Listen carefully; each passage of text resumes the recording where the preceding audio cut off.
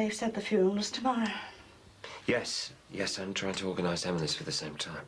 Well, you needn't worry about this place because I'll have it like a new pin. Oh, and we're bringing people back after the funeral.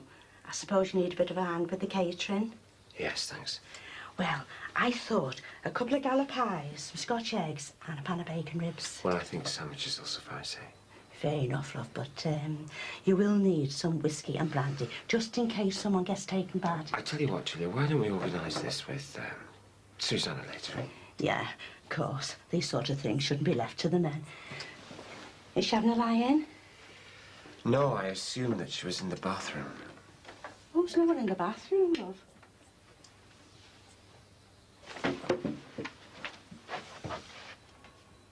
Well, where is she then? I don't know, love. Wouldn't have gone far. Probably round the shops. Well, the coat's still here, and she wouldn't have gone without this. Oh, dear. Better get dressed.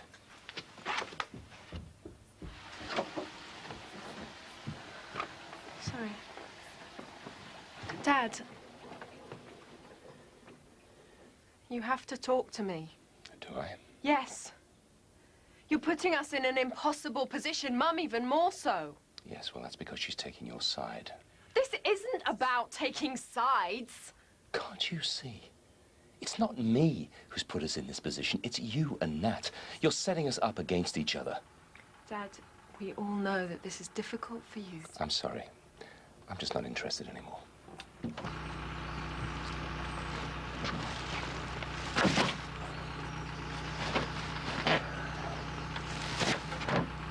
Aye.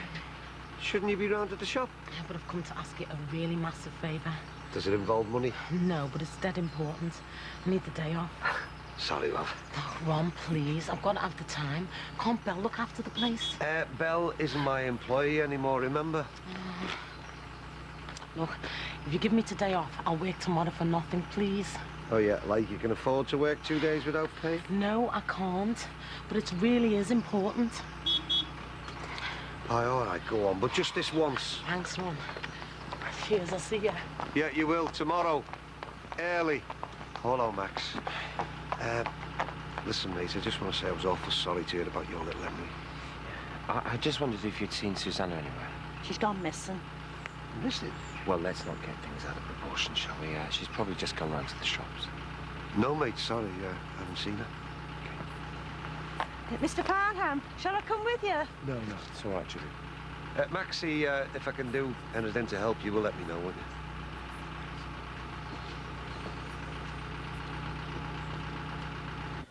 So you chucked Cassie out the house? Yeah.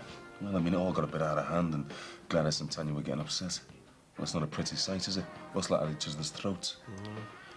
So Gladys won't go into Aussie at any cost? No, no chance. But what's going to happen when the going gets really rough? I don't know, son. I haven't thought that far ahead. Hi. All right, Max. How are you coping, mate? Have you seen Susanna around? Afraid not. Me neither. Okay. Wonder what that was all about? Looks knackered, doesn't he? I think you've got problems.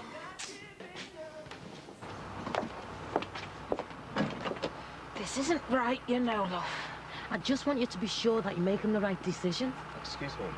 You haven't seen my wife anywhere, have you? I'm sorry, love, I haven't. I was sorry to hear about your children. I'd like to send some flowers to the funeral. It's tomorrow. If there's anything we can do, love.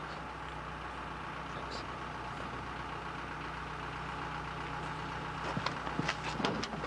Georgia? Have you seen Susanna anywhere? No, I haven't. Look, Max, I was really upset to hear about Matthew and Emily. Sorry.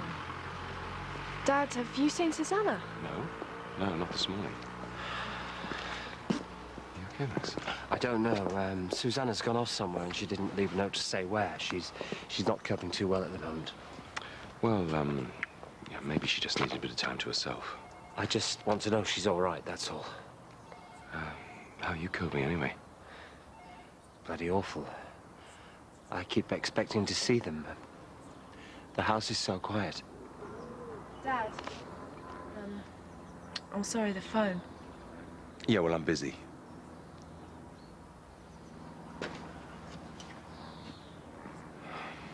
Sorry about that. Things aren't too good between us at the moment.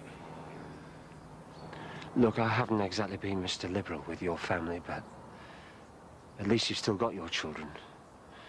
Whatever they are, you've still got them. Who cares what the hell they do?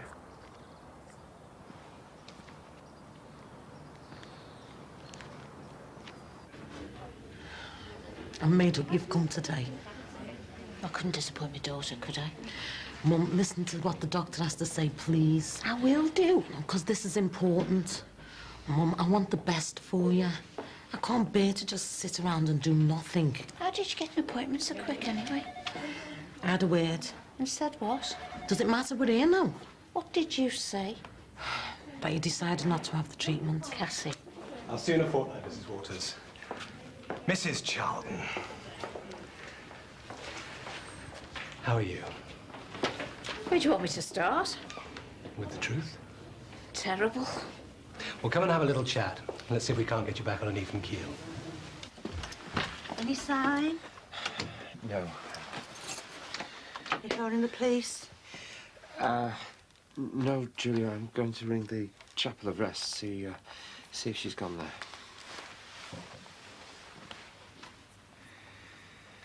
there. Hi, Mr. Devine. Yeah, it's Mr. Farnham. My two children are there. Yes, thank you. I just wondered if my wife was there visiting them. Sure. Okay. Yeah. Yeah, that's very good of you. Thank you. Bye-bye. Have you seen this? What is it? The children's mother who was driving the car sustained only minor injuries. Police investigation is underway. Do you think she's read it? Yes, I think she has. I didn't rip it up. Where are the car keys? Oh, there they are on the side. Why, where are you going? Well, on a very positive note, you've got the heart of a lion. But the legs of Methuselah. Well, I can't promise you Betty Grable's legs, but I think I can help put a bit of a spring back in your step. Oh, that's just what we wanted to hear, Doctor. Good. So what can you offer me, Dr. Hardy? Well, plenty. I can offer you a combination treatment of chemotherapy and radiotherapy. And I think between the two of them, we can give this bone cancer a good pasting. So we can stop it? Well, we can put a brake on it. And that, combined with adequate pain relief, it'll just make things more comfortable for you. In effect, what we'll be doing is just slowing down the progress of the disease. You see, Mum, we can slow it down, lessen the pain. It's a step in the right direction, isn't it? When can she start the treatment, Doctor? Well, Hold on, Cass. How much longer will I get if I have this treatment? Weeks, months? Well, it's very hard to say. There is a good chance the progress of the disease will be slowed. So it could be years? That has been known. But it's possible. It won't make any difference at all. Yes, it's possible. And what about side effects? Well, while you're on the radiotherapy and chemotherapy, you may suffer some nausea, which we can treat. There's the possibility of some alopecia. There's no way I'm going to end my days looking like Yul Brynner. But it grows back, doesn't it, Doctor? Yes, it does. And we can provide hair pieces. Dr. Hardy, can you cure me? You know I can't do that, Mrs. Charlton. But the point is, The Mum... point is, love, I want to hold on to my dignity as long as I can, and nothing against Dr. Harding. But there isn't anything he said that made me even think about changing my mind. Mum... I respected your wish to come here, love. Now you respect my wish not to have any treatment. You see, it was always my intention to be self-employed. So I got this place off Barry Grant's and I kicked off the 90s in fine style. Me own shop. And hey, you know when that little French stiff Napoleon called us a nation of shopkeepers? I was dead chuffed, mate. Not that I was there at the time, like, but I was dead proud to be English. Because the corner shop was the backbone of the nation. It was the thing that set us apart from the rest of the world. Not now, of course. Oh, no. Not now. Now everything's gone the way of flaming Europe. Massive supermarkets, hypermarkets, out-of-town shopping centres. Now these flaming petrol stations. They're killing us, you know. Do you know what? We ought to stand up and tell the world that we want our English corner shops. We don't want to be European. You want a coffee? Hi, I'll have one of them cappuccinos. All right, all. Now, sir, madam, what can I get for you? Sausages. Hi. Pork, beef, pork and beef. Oh, hi. Look, you haven't seen Susanna, have you? No, Max was really worried about her. Yeah, I'm not surprised. I better go down there when I've finished and see if she's turned up. Will you be going to the funeral? Well, I'll have to find out what time it starts. I promised Nat and Georgia I'd give them a lift tomorrow. Yeah, that's partly why I wanted to see you. I'm going to try and talk to Nat again. Oh, what about? What about him and Georgia leaving together? What for? Well, because I've decided that I don't want to lose them. Well, I thought we already had. Yeah. Yeah, well, so did I until, well, reality bites. So, weirdo children are better than no children at all? Well, the point is, I won't condone them living together ever, but, well, if I can persuade Nat not to leave. Look, they're determined to go ahead with this, no matter what we do or say. You can't do this, Belle. Wherever they go, someone's going to find out the truth in the end. And I don't want to lose my children like Max has. I just have to make Nat see sense, that's all.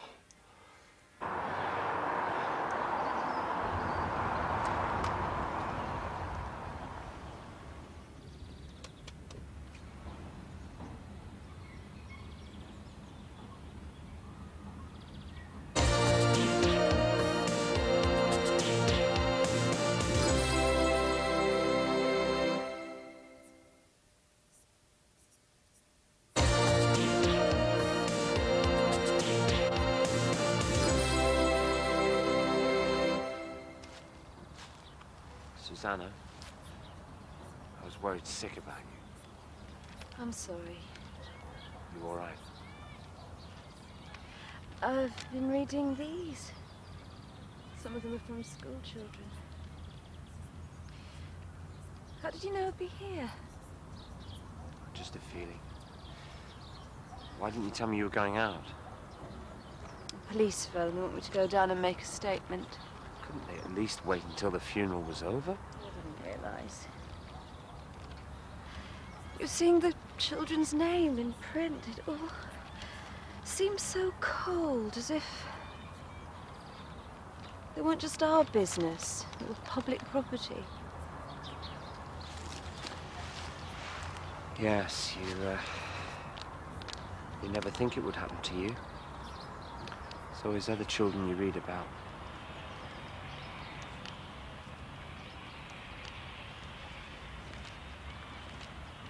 Is that where the car was turning into? Yes. How far away were you when you saw it? What? I was just trying to visualize what happened. What are you insinuating? Nothing. You think I'm responsible, don't you? Don't be silly. Of course I don't. No, you think it's all my fault.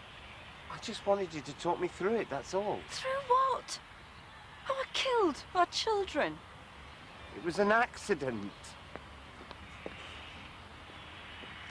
It was an accident.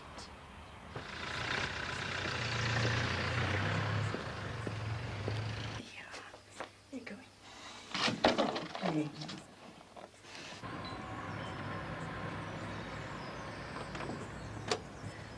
Oh, hello. Hello. Does Susanna Farnham live here, please? No, she's not in at the moment. You're not from the police, are you? No, I'm... From the newspapers. Because if you're a journalist, you can do one, as they say, because we've had enough of your sort round here. If you just allow me to explain, I'm Susanna's sister, Lisa. She hasn't got a sister. She has, I'm her. Have you got an ID? What, saying that I'm her sister? No, of course I haven't. Look, her maiden name is Morrissey, as is mine. Well, have you got anything at all that can prove who you are? I've come for my niece and nephew's funeral. Max called me. I live in Brussels. I fly back at the weekend. Well, I suppose that looks all right. Thanks. So am I in? Well, I suppose you have got to look at Mrs. Farnham, but a bit shiftier. And you are? Julia Brogan. I'm the housekeeper. Well, I'm more of a friend, really. Anyway, you better come in.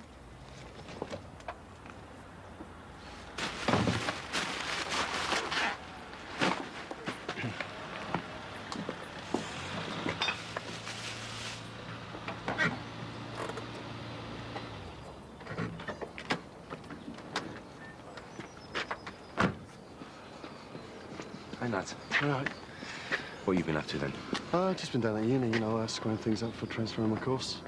What did they say? Yeah, no problem. They said I can pick up where I left off in October. All right. Look, your mother and I, we've been mulling things over and, well, we were just wondering, what if you were to let Georgia go off and start this new job on her own? You know, just see how it goes for a couple of months. Dad, we've tried living apart. Nat, do you know what you're doing? For God's sake, you got your sister pregnant and she had an abortion. That's what happened when you were together. It's wrong, and you know that it's wrong. And I'm scared to death that it might happen again. Please, Nat, just think about the future and forget this infatuation with George, because it's going to destroy you. Dad, I'm sorry, all right? But we've got to go through with this.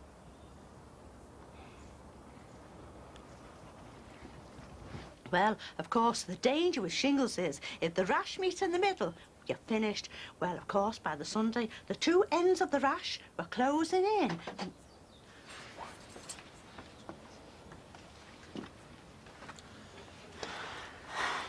Lisa. Susanna, I'm so sorry.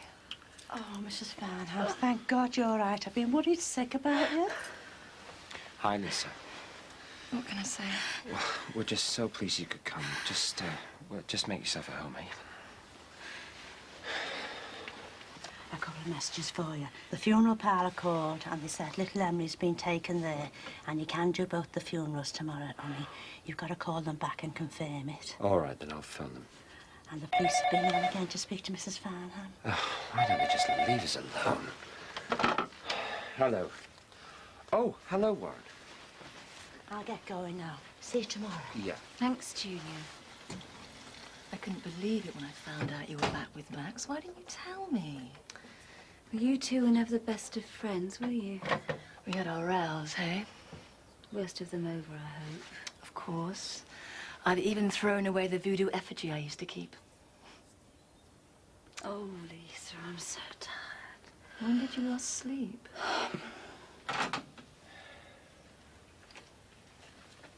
What is it? Well, that was Warren, our solicitor. He's just been talking to the police.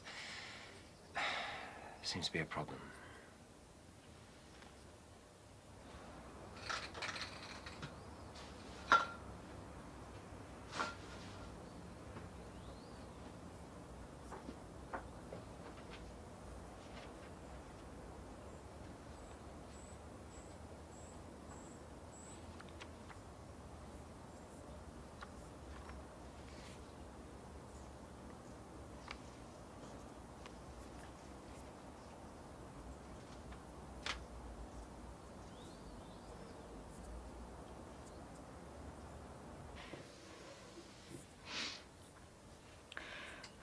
There were so many things I should have done, and so many things I wish I hadn't, but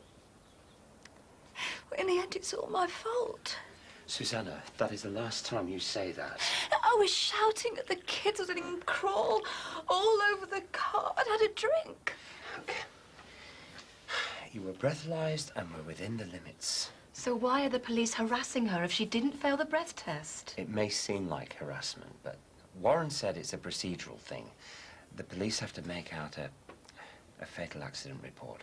I understand that, but according to Susanna, this other driver turned right in front of her. I should have seen him. Look, I'm sure the police investigation will look into all that, and then apparently the decision will be made whether or not to prosecute. Prosecute? But I thought this was just routine. Lisa, it is, but... How can anyone think of prosecuting her after what's happened? Look, Warren said this is a worst-case scenario, but we have to address the fact that the children weren't belted in. What? They may decide to charge Susanna with causing death by reckless driving. I said may.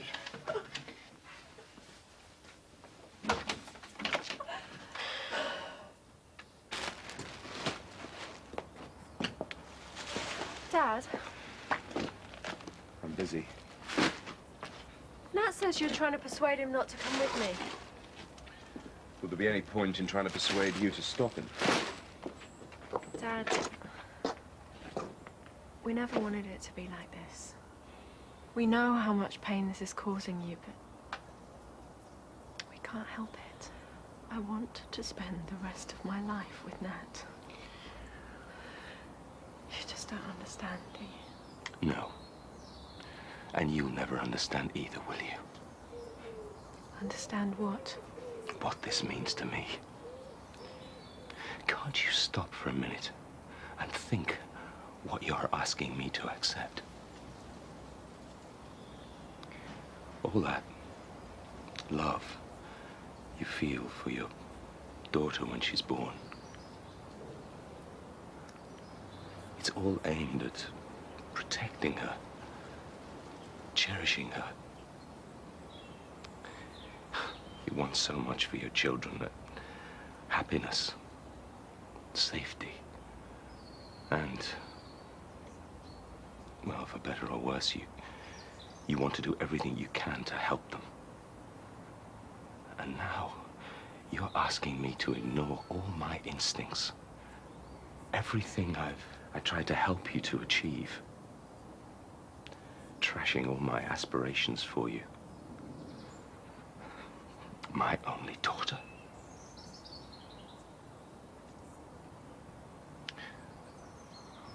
I was so happy, so proud, so hopeful when you were born. I promised so much to you. I wanted so much for you. Still me here, Dad. No. No, it's not. Not anymore. Unless you stop this. We can't. You must. It isn't too late, Georgia. I'm giving you one last chance. You know I can't live with this. I can't see you if you're together. So, unless we split up, you're never going to see us again.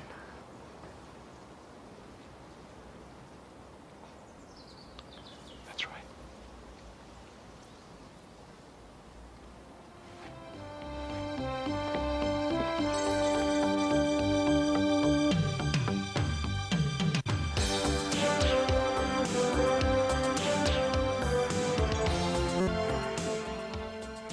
From the Beatles to the Spice Girls, Harold Wilson to Tony Blair, David Frost compares the election in the Britain of 1964 with that of 1997. Next on 4.